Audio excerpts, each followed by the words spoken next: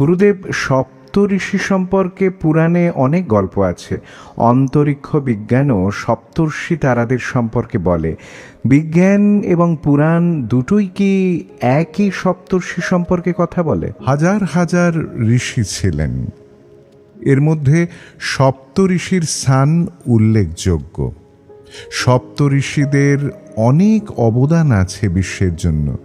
ঋষি হলেন তিনি মন্ত্রদৃষ্টা, যিনি মন্ত্র দেখেছেন, যিনি মন্ত্রকে শুনেছেন, যিনি ধ্যানের গভীরে গিয়ে ডাউনলোড করেছেন যা আকাশে ছিল সেটা। আয়ুর্বেদও এমনভাবেই এসেছে। আয়ুর্বেদের গল্প এমনই।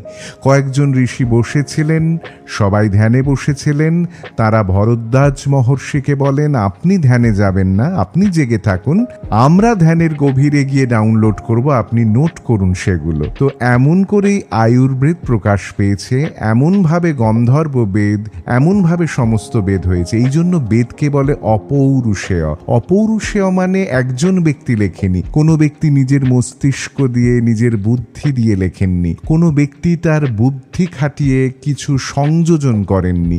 এটা নেমেছে, জ্ঞান নেমেছে।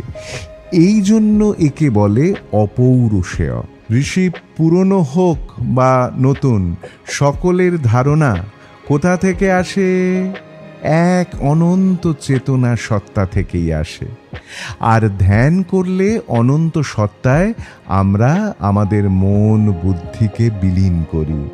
ধ্যানে যখন মন বুদ্ধি বিলীন হয় নিজের অনন্ত সত্তায়, তখন ওখান থেকে অনেক অনেক আবিষ্কার আর অনুভূতি প্রাপ্ত হয়। যে কোনো রকম আবিষ্কার হোক, সেটা শান্ত এবং সুপ্ত চেতনা থেকেই প্রকাশ পায়। পরে তাকে বাইরে বের করা হয় এবং পরে তাকে সংস্কার দেওয়া হয়।